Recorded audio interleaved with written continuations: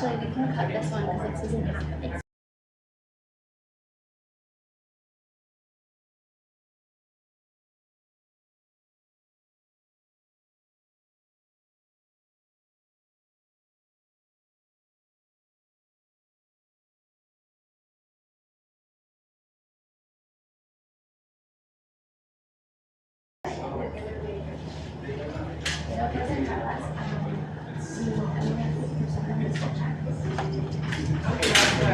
This is the Callie, the other Callie. Hi!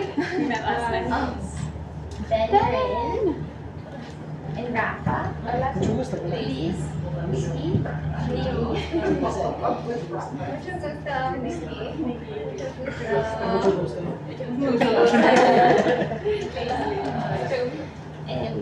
Luis son estudiantes de la Marina en la Universidad de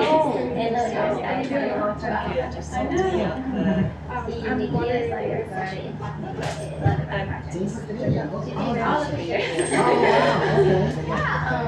Y Rafa es liderazgo del Global Alliance for Live stream y Ben estudia aves y sus campos y cómo podemos integrarnos. Everything's live streaming now. The sound should be playing. There's a One miss. It's not for Ben. I can't help it. Say not a penny. Hey, how are you? I know you. Yes. Hello, guys.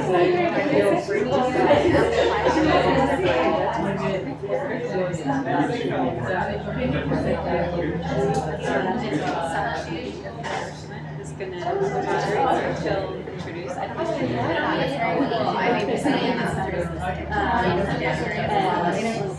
to go to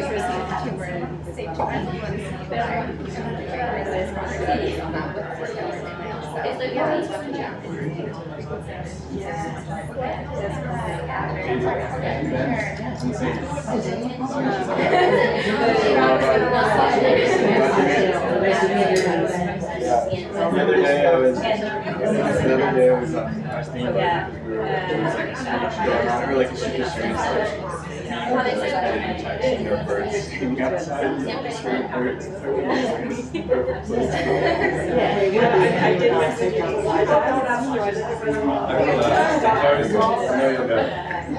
I was able to complete the slide. Amazing. And I changed the order. Yeah, on the computer. Yeah. I'm in the middle. The slide and the typo. But I can fix it. Okay.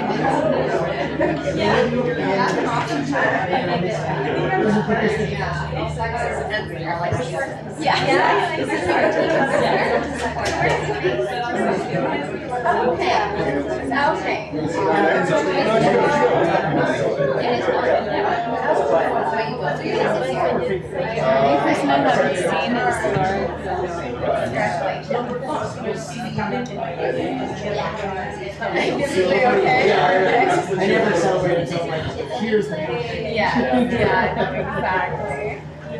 Exactly. I'm not. Hasn't it seen Laura? I mean, first person.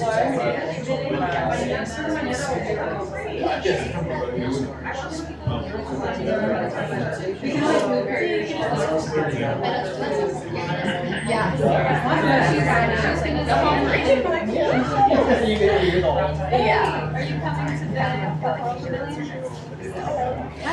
Okay, I'm Rafa. We're ready. Nice to meet you. Where should I sit? I go first? Yeah. Well, that's not You're next to last. Are you close? Yeah. Hi. Hi, right? Very nice to meet you, Carly, in person. I was just thinking, it was just outside here. It's 1 o'clock. No, Oh, yeah?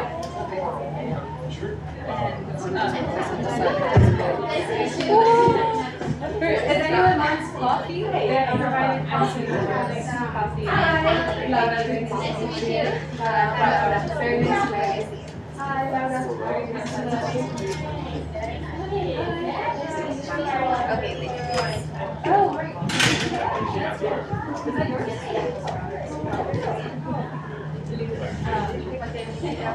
I don't.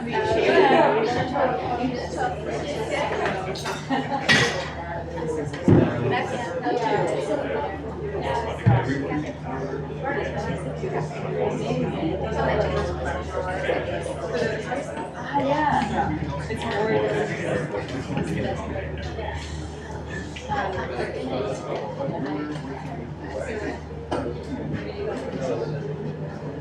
Can you say everyone to grab your coffee and we'll serve them? Hey, everyone. You can all grab your coffee and we'll get started.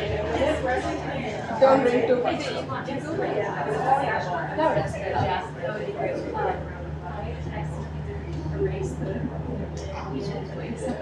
You're like Marco, somebody Okay, that's good. Yeah, thank you. Appreciate it. Can you all give pronunciations? Yeah.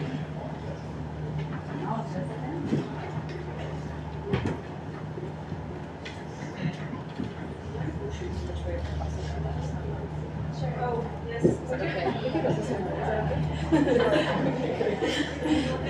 It's like in the middle, and his heads are very flattering, and you're like, give them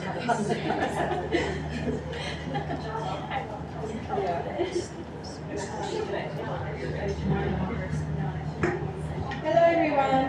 So nice to see you all here. I'm Sakshi Krishna. I'm from India. I represent Reserva, the Youthland Trust, a youth-led organization working to create protected areas in biodiversity or biodiversity hotspots. Today we are celebrating young people and youth action for nature in many forms, from activism to fundraising, science to policy. Let's get right to it. So here on the panel I have today Rafaela Iturralde, GAN Hub's coordinator. Rafaela is an Ecuadorian advocate of indigenous rights and the rights of nature.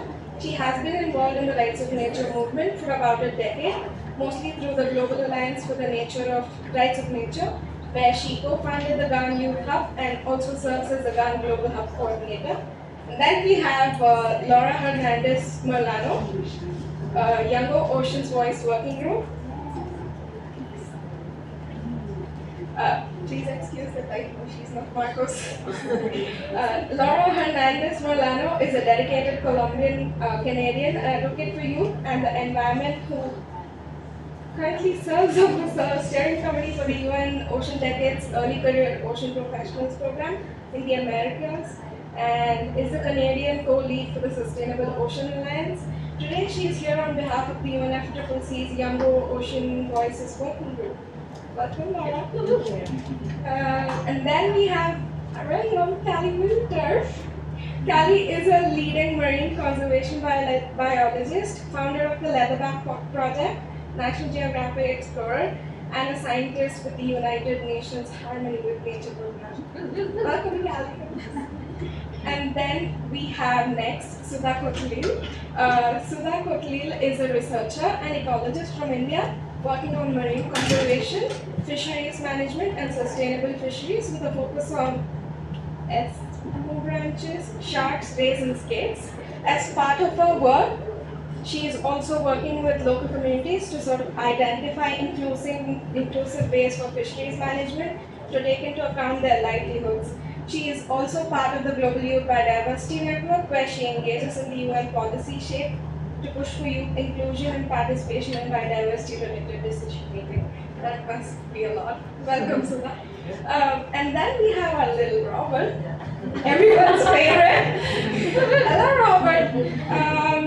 Robert is a 12-year-old YouTuber at Children's Climate Championship from Toronto, Canada.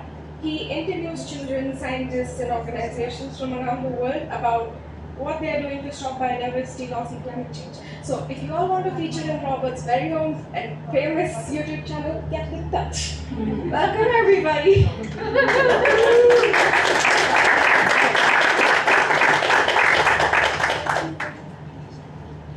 So first up, we have Rafaela.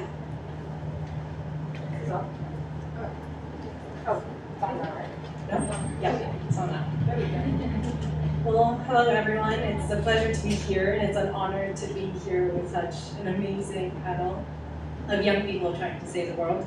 And I'm honored to be the first presentation talking about how the rights of nature approach can be a bold approach to protect corals and reefs and the ocean. First slide. So I'm going to start talking about how we approach rights in nature. How do we start with it? And I think the first approach, and the first thing that I tell people is changing the way that we speak. Changing the way that we speak about nature, because nature is not a natural resource. Nature is Mother Earth. Nature, and in the moment, especially in Spanish, when you put medio ambiente or natural resource, you are telling us that there's a mean to exploit it. So we need to change the way in which we talk about it. We need to change this terminology, and we need to look within. We need to look within our mission. How have you looked and taken a moment to look within the mission of your organization and seen if the mission or the vision of your organization is serving only humans or is serving all future generations? And I think that is something that we have to consciously do when we're doing this work. We have to make sure that we're not only doing this work and doing conservation and doing protection of nature for the future of humanity. It's for the future of all life, humans and non-humans. When talking about rights in nature, it's important to also think about how we need to recognize the rights of nature, because nature has intrinsic rights. It's not a granting. We're not giving something to nature. We're just recognizing something nature already has. The current legal system has been around forever and has taken us to where we are right now. And we need a bold paradigm shift. And this is a challenge to a lot of lawyers that often challenge the rights of nature because it's very different from what they've been taught. The current legal system teaches how much we can pollute, but it doesn't teach us that we can't destroy our mother and that we can't destroy the future of all generations. Also, I think the current legal system reinforces this separation between human and nature, whereas rights in nature considers the whole. Rights in nature considers this holistic approach that we need to live in harmony with nature in order for all of us to survive. Next slide. So what are the different implementations of the rights of nature? The rights of nature principles are rooted in indigenous cosmology of living in harmony with nature and knowing how much we can, how we can live with nature in order for nature to be able to regenerate its vital cycles. And indigenous people have taught us that they've been doing it for thousands of years. And here we are destroying it. And why? It's because of the current legal paradigm that we have at the moment. So the rights of nature provides nature, or as I said, it recognizes nature as a living entity, so not as property. It gives nature rights, because we also need to consider that while we're changing this paradigm, we're still acting within the legal system that we have, and the rights-based approach is one of those. The rights-based approach allows us to go to court in the name of nature, with the voice of nature, against corporations, against states, because a corporation can sue you as an individual, can sue nature, can sue but nature doesn't stand any legal ground in court. And so this is what the rights of nature approach is doing. And there are many different implementations of the rights of nature, many different possibilities, many different realities. And the very cool thing is that there's not a one-size-fits-all approach to the rights of nature movement. There are very different implementations, and I'm going to talk about some of the examples of rights of nature, especially involving youth and future generations. So next slide, please. And first of all, if you want to discover a little bit about rights of nature, there is this eco-jurisprudence monitor that helps you map the different approaches of rights of nature. As I said, rights-based approach is not the only one. There's also legal personhood. There's also animal rights. There's indigenous legal systems or tribal systems that recognize rights of nature. So there are many different levels in which nature's rights can be recognized. And so if you want to explore a little bit more, you can go to the eco-jurisprudence monitor to explore what these different approaches are. And it's really cool because you click on the case and it'll tell you who led the case. It'll give you a great explanation. And actually for this panel, I use it to read the descriptions of the cases that I'm going to highlight. Next slide, please. So youth and the rights of nature, in rights of nature law, and here you'll see an image of someone very familiar, Callie, and we all admire her a lot for her involvement in the rights of nature movement. But the first case that I wanted to highlight is the case of the rights of the Amazon here in Colombia. In 2018, 25 youth plaintiffs brought a lawsuit to the Ministry of the Environment of Colombia because deforestation in the Amazon was violating their right to a healthy environment. After several instances, the Supreme Court ruled in favor of the youth, and also as a result of the lawsuit, the Supreme Court also granted legal standing rights to the Amazon region of Colombia. And so this is a way in which we can use the rights of future generations to pass rights of nature laws. It might have not been a rights of nature case from the get-go, but it became a rights of nature case and one that's very recognized globally, and it was led by youth. So that's very inspiring. Also in Ecuador, there is the Herrera Carrion et al. Case versus the Ministry of the Environment as well. It's with the gas flaring example, and you see that in the top right picture. I think it was 7 or 9 young people from the Ecuadorian Amazon brought this lawsuit to the Ecuadorian government, and they won. The lawsuit was a violation to their human rights, but it was also a violation of the rights of nature, as nature has legal standing rights in the Ecuadorian constitution.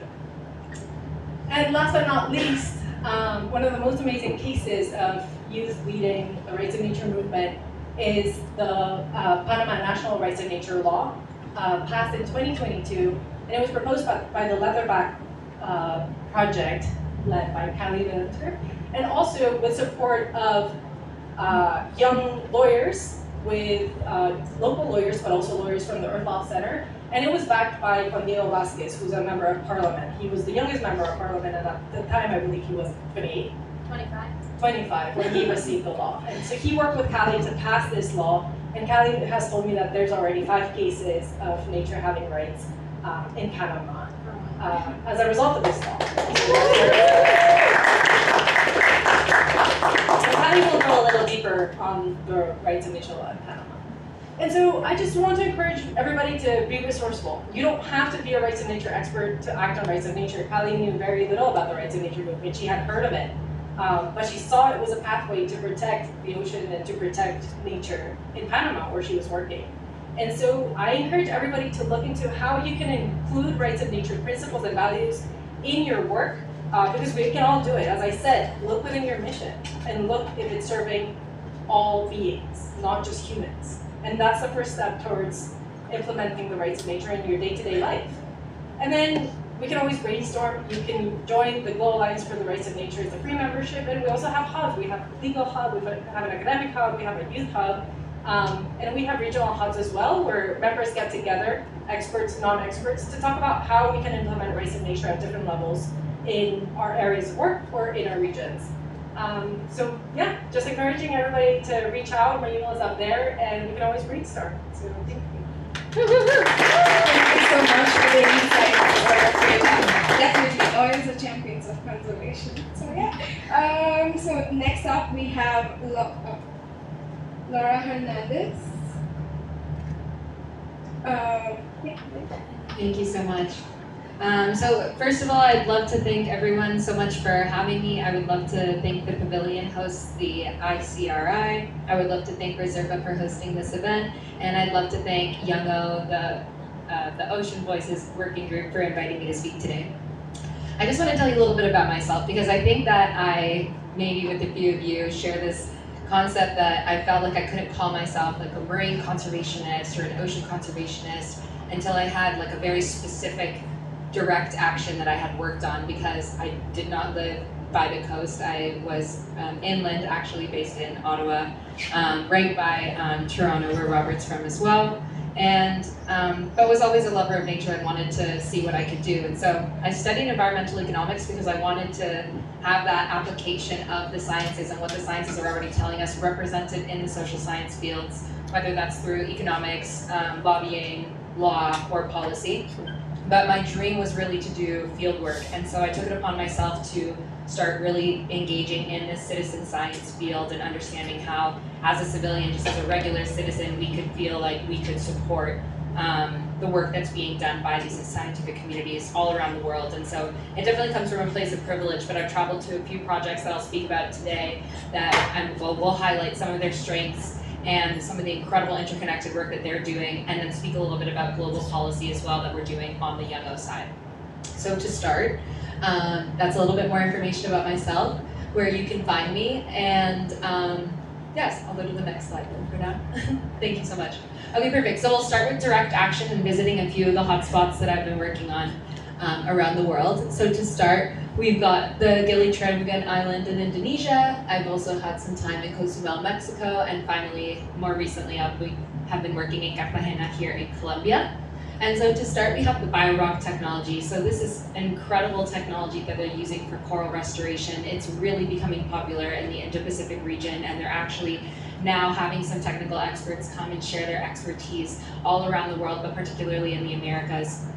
Some of the amazing work that they're doing includes, so it's using, very short but sweet, using electricity going through these steel rods to then create limestone for it to be a really perfect place for the coral nurseries to grow from. And it's actually making them 50 times more climate resilient and growing twice as fast. And so yes, of course, that comes with some issues because they're growing a little thin and we're figuring it out, but it is really, really incredible to see the resilience just from this application of this technology. And so they're doing some amazing work. I went to study some of the work that they were doing there. So they're primarily doing coral reef restoration, but what I want to highlight is the interconnectedness that they're doing across the entire island. So they're also doing, sorry, the previous slide, thank you. They're also doing monitoring and evaluation of the reef checks. They're doing integrated waste management services across the island. And they're, more importantly, engaging tourists, engaging expats, engaging the local community to work together to make sure that the reef and the ecosystem and the island community as a whole, which includes the environment, animals, and humans of the island, are thriving. More than happy to speak about any of these projects because I'll be touching on them very, very briefly.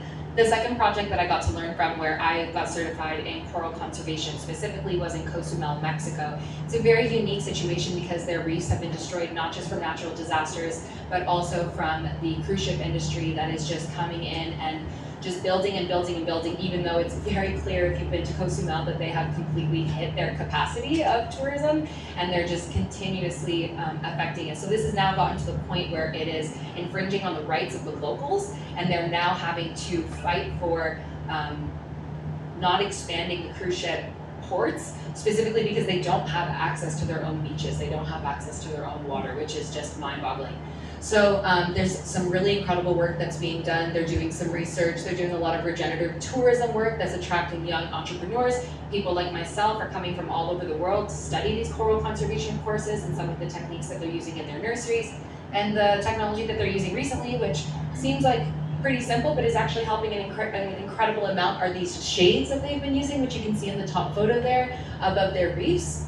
So they've had a lot of coral bleaching happen, not just from the waters that are coming from the cruise ship industries, but also just from the warming climate. And these shades seem to be helping a lot, and so they've been trying these all over the more medium and deep water coral that's been going on all around the island. But yeah, the most recent expansion of the cruise ship port is actually exactly where the coral nurseries are, and they just have no regard for the work that's being done there. But Herman, who is the founder of this organization, is doing incredible work actually engaging the hotels, engaging the tourism industry. Instead of just rejecting them, it really is all of us or none of us, and that includes some of these industries that we've ostracized, and we've just put into this other corner that they will not be able to help us. Well, guess what? They have resources, they have money, they have the attention of people, they have the marketing, and so why not integrate them into the solutions that they're working on? And so that's just some of the amazing work that Hedman is doing, breaking down these barriers. Their website is listed here, and there's a lot more that I can speak to of it if you'd like to speak to it after the panel. And third, this is near and dear to my heart because this is absolutely the heart of the work that I've been doing, is taking all of these lessons learned around the world and bringing it right back here to Colombia This is where I was born. I was raised in Canada, but I was born here. My family's here. Mi corazón está acá en Colombia. La idea es de proteger a los arrecifes aquí en Colombia, traer estas tecnologías, esta experiencia y empoderar a los jóvenes y a todas las personas para que puedan mejorar toda la situación que está pasando acá.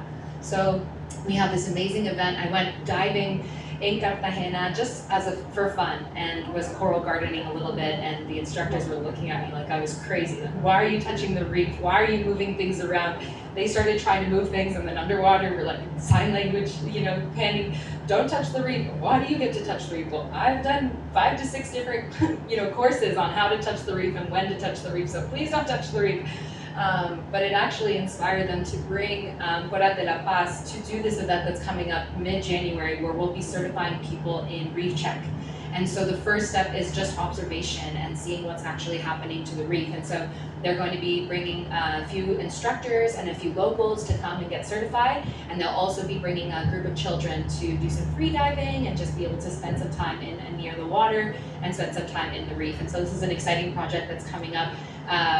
Humbly will say that I was apparently the inspiration for this project coming up, and so I'm really excited to be spending some time in Cartagena later in January to be supporting the project, and really looking forward to see what will happen from that. And hopefully we'll be able to start getting some data to really prove not just that the corals are bleaching, but there's various other interconnected issues that are affecting the corals, and how we can observe them and how we can get the data that can then support the research and the investment that's needed to mitigate these issues that are affecting the coral. And so with that, I'll touch on direct action a little bit near the end, but I also wanted to take a moment to touch on global policy. And so if you're not familiar with Youngo, they are the youth constituency of the UNFCCC. They do some amazing work, and they've recently started this Ocean Voices working group, and they have launched this Global Ocean Youth Declaration. So if we see on the next slide, you'll see a QR code to be able to sign the petition on change.org, where we're encouraging people to really push for the actual declaration. It's been consulted by over 10,000 Young Ocean members, and it's really a very specific list of 13 recommendations, and I'll be focusing on just a few today. So just on the next slide here. Thank you so much.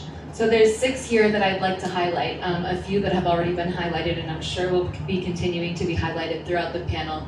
But youth inclusivity, risk prevention, not just response, deep sea mining moratoriums, capacity building of local communities I spoke about a little bit earlier in this conversation, indigenous wisdom and local knowledge. I cannot repeat this enough. This idea of 7 generations and all of this amazing work that we can apply. And near and dear to my heart as an economist is the sustainable blue economy. And so I just really want to touch on what does that mean to engage youth. And for me, it means equipping youth with the skills that they are needed and the visibility that's needed for them to then apply what it is that you're teaching them. So if we're not building the capacity for youth to be able to then become the leaders that everyone's expecting us to be, we can't just do this by ourselves. And so what that looks like is training, capacity building, and a personal favorite of mine, intergenerational collaboration. So how can we provide youth with mentors to really understand what's going on in industry and what's going on in these fields, but also how can youth then have an opportunity to give their own feedback in their own way and be able to kind of challenge the status quo and challenge a lot of the way that things are being done, so that we can have the urgency that we're needed and also the innovation that a lot of youth are bringing to the table. Perfect. So with that, I just wanted to say one last thing about direct action. So not everyone has the resources to fly to Indonesia and fly to Cozumel and go do these trainings around the world on coral conservation, but there are very specific things that we can do in our day-to-day. The food that we eat, choosing to eat a more vegetarian diet, the products that we choose to put on our skin, and everything that we buy, most importantly sunscreen, and decolonizing our work. And so really waking up, and every day we wake up and we step on stolen land, and that's something that we need to reflect on. We need to understand how we can bring our work closer to the indigenous resistance that's happening and the indigenous knowledge that is being shared. And most importantly, all those little things that you do in your day, that can be decolonized. It's not just about spending time with indigenous people and listening to indigenous leaders. Like I said, diet, the products that we buy, all of these things this can be decolonized, and I really encourage every single person in this room to take time to do that. And then a last little plug is just research in your own town or in your own organization what youth are doing, like map it out. Instead of just, I'm gonna found this organization and start something new. There's already incredible work that's being done that can be supported, and so do your research on what organizations are close to you, that bring passion out of you, that you can then go and support, whether it's just on a Sunday or once a month or twice a year. They really do need the help. They need the help on the ground. They love to connect with the community, and so this is just a great way to start. Whatever it is that your direct action looks like is just connecting with existing organizations and supporting the youth and what they're doing and listening to them. Listen to them, please. And then amplify those voices and see where your little piece of the puzzle fits into this very complicated, interconnected web that we've got to figure out. But that's how we'll solve the poly crisis. One little volunteering day, I would say, and supporting youth organizations. So thank you so much for the time today. And without further ado, I'll pass it on.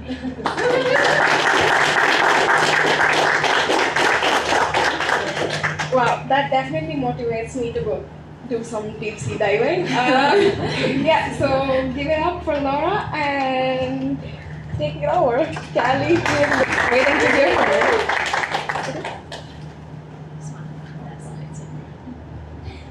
Good afternoon, everyone. Thank you so much to Gar and Reserva for inviting me to participate. Thank you for being here. Thank you to the Coral Pavilion. It's an honor to be here among such amazing people. I'm excited to learn about your work, and it's been amazing to learn more about yours. I am a marine biologist and a scientist, and so here in this event talking about 5 ways that youth can save corals, I wanted to represent, as a young scientist, I've been doing this work since I was 22, I'm now 32, so I've been in it for a decade. And I wanted to represent that component of youth as scientists and how we can get out there and on the ground and do the work on the ground and make sure that work makes it to the tables where decisions are being made. So I'll include my own science, also the participation of citizen scientists from the field, youth fundraising events, and also the involvement of the rights of nature as a solution to save corals. And we have an exciting implementation measure that I'll share with you at the end. So before I move forward, I just want to say all of the work that I'll be presenting today as an example of youth science protecting corals is made possible by all of these people and organizations, and so it wouldn't be possible without them. So the case study that I want to share with you today is from the Pearl Islands archipelago in the Gulf of Panama. This is a 240 island archipelago that's a host to cetaceans, elasmobranchs, or sharks and rays, sea turtles, seabirds, a wide variety of marine biodiversity. And I wanted to study the specific habitat use of sea turtles in this area. The local community members said that there's turtles everywhere, no one is studying them, come and work with us, and we'll make something exciting happen. And so in 2019, I pitched this project to National Geographic, and I went and I lived in a tent for 5 months in the Pearl Islands. And we identified over 20 new-to-science sea turtle nesting sites. Together with the local community, and we also identified 4 new foraging sites or areas where our sea turtles are feeding on the coral reef ecosystem. And for me, this work is also an example of how, when talking about coral reefs, we can use keystone species and ambassador or flagship species to help protect coral reef ecosystems as well. For example, sea turtles are the gardeners of coral reef ecosystems, right? They keep the algae and sponges in check. And that prevents them from overgrowing, blocking the sunlight to the coral, and preventing the coral from being the nursery habitat for several fish species that depend on them. And this is also important, of course, for local communities, because if the reefs aren't healthy, then local communities can fish in those areas and generate their livelihoods off of those healthy ecosystems and living in harmony with nature. And so for me, turtles were the way that we could help identify these important reef habitats that needed to be preserved in the Pearl Islands. And it helped us understand which ones out of all of the different reef ecosystems within these 240 islands we should focus on first. It's all about prioritizing and getting things done as quickly as possible. So in addition to identifying the different nesting and foraging sites for 4 species of turtles, we also identified their threats that are facing their survival there, including fisheries bycatch, illegal consumption of turtle meat and eggs, and the illegal wildlife trade. And so this work looked like camping on the nesting beaches, by myself largely, identifying turtle nesting events, their hatching events. This is a juvenile olive ridley sea turtle. Tagging endangered green sea turtles, and identifying the different incidences of illegal activity in the area. And one of these foraging sites that we identified is on a coral reef ecosystem in front of an island called Savoga. It's a pretty small island, and it's home to a community that has lived in harmony with nature, an Afro-descendant community for millennia. And it's also home to these guys, the green sea turtle and the hawksbill sea turtle. And this reef, unfortunately, has been degraded over time from point source solution, climate change, and we're still in the process of identifying exactly what has caused the decline of the reef over the years. But we've been studying the sea turtle population here in an effort to try and propose protection measures for the area. So not just studying the reef, but these different endangered species that are iconic, and we knew that if we had a data set outlining their importance in the area, we would be able to work with the government of Panama, the Ministry of the Environment, to propose a new protected area that would then protect the reef and all of the different species that call it home. I love this video because you can actually see 2 turtles in the video at the same time. It's just, in the process of identifying these hotspots, I did a methodology where I would snorkel and do transects on the reef for an hour. And in all of the other sites where I worked, I saw 1 or 0 turtles in an hour. And here, on my first dive, I saw 12. So I knew that this is a really important place, and it's also not just for the adult turtles, but also really small juvenile turtles of both species. So we know it's a nursery habitat for the species as well. Like this little hawksbill sea turtle here. And this is an example of citizen science for youth. So when our methodology is we go free diving on the reefs at night when the turtles are sleeping, and we catch the turtles, bring them to the surface, bring them into a boat, and then we often bring them to the beach if it's early enough in the night where children from the community can come down and participate.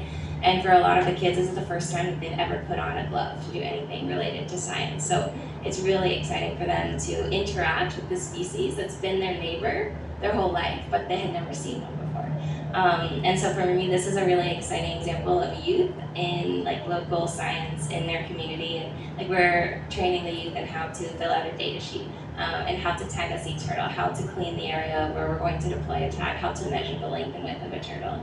And it's something that when we arrived, the kids didn't know what a marine biologist was. Didn't know what it was, didn't know what a marine biologist does, and now I would say like half of the kids I talk to say they want to be one when they grow up, and that makes me so happy, because we're through this work generating more reef protectors in the long term. This is EDL. He's a 12-year-old future marine biologist from Savoga Island, and this is the first time I ever taught him how to pick up a turtle and how to release a turtle back onto the reef. And this is kind of something that marked him, it affected him. And he is one of the people that now is entering high school, and he's like determined to study marine biology. We also were able to give the first pair of like mask, fin, and snorkel to a lot of the kids in the community and bring them out like in a safe environment. I'm a dive master and a rescue diver as well, so we were able to provide that like safe space for them to go swimming for the first time and use snorkel gear for the first time and see sea turtles in the water for the first time and create that connection between the community and the reef and the turtles. And one of the methodologies that we're using is satellite tagging as well, which is basically deploying GPS tags on sea turtles. And basically the GPS tags can track the movements of the turtles in an area, and every time the turtles come to the surface to take a breath, the GPS tag transmits their location. And this was really important because we knew there were turtles here in this important reef, but I didn't know for sure if the turtles were using this habitat in particular or if they were moving in a wide area around the Pearl Islands. And in order to know if this place really should be a focus of protection, we had to know how important it was and how much site fidelity, as we say in science, there is to this particular reef. This is an example of a hawksbill turtle swimming at night with her tag deployed. And so far, we've been able to deploy 25 satellite tags and over 135 identification tags. So on this particular reef, there's a large population, and in mark and recapture studies, you basically look at the ratios between the number of turtles that you tag that have been marked before or tagged before and the number of new ones, and then you can estimate the size of the population. And we're getting over half of the turtles that we catch every time are turtles we've never seen before. So we know that we have a lot more work to do. And this is another example of EDL again on the right, and the different children from the community that are involved in this process. We often name the turtles that we tag after like lead children community members. And so when we send them the live maps, they can say, oh, like Turtle Zulema or Turtle Zulema is in Savoga or in Contadora, or is heading to the Galapagos, for example. And that's an exciting way for the kids to be involved not only in obviously turtle conservation, but in connection to their local reef ecosystem. This is an example of Zulema. She's a 9-year-old releasing turtle Zulema back onto the reef. Turtle was excited to get away quickly. And one of our important findings was that here in this map, this is very raw data from this study on hawksbill turtles. Each color here is a different turtle, and each point is an area where the turtle came to the surface to take a breath. And that dense area is where Savoga is. I don't know if there's a pointer on this. No, but the dense area there where all the colors are together is where Savoga is, and you can see that only 2 of the turtles left Savoga, and they both went back. So that just highlights how important this area is, this reef ecosystem in particular. And if I zoom in even further, you can see like the density of the habitat use of this one reef. And so we just knew we had to do something to protect it. We were determined. And so this on the right, the black polygon, is the special management zone of the entire Pearl Islands archipelago, which is a special management zone right now at the Ministry of the Environment that has no management plan. So all of the reef ecosystems are technically protected, but there's no management plan to enforce it yet. And so there's no actual protection measures on the ground. And so we know that this needs to be a step that the government will take. They're determined to take it. I've been speaking to them about it even this week. But we wanted to draw attention to the Pearl Islands through proposing a protection measure, this pink polygon, that's a little bit smaller, easier to manage. It's something that they might be able to pump out more quickly. And so we proposed that Savoga and the surrounding islands and the reef ecosystems become a national wildlife refuge through the turtle data, through the coral reef science. And here I'd like to also highlight one of my partners is in the room, Carla Barrientos Munoz, de Fundación Tortugas del Mar from Colombia. She is like an expert in community engagement for sea turtle and coral science. And she helped us lead some of these workshops to discuss with the community. To discuss with the community what the conservation of this place could mean for them. You know, both the risks that we might incur and the benefits, and weighed that with the community. And we also conducted a survey, 2 different surveys actually, of over like 50 to 70 people each time to understand and be able to quantify their perspectives about the proposal before we move forward with it. This is a little bit zoomed in what the proposal was for the Savoga National Wildlife Refuge. Here it's not just turtles, but this is an example of turtles as an ambassador species again, because there's over 41 species of birds, 13 migratory bird species here. It's a humpback whale calving ground. And also there's a subspecies of boa constrictor only found in the Pearl Islands that's actually named after Savoga, boa constrictor sauge. And I'm extremely excited to say that 1 month ago, the Minister of the Environment and the President of Panama signed a resolution to create the Savoga Island National Wildlife Refuge.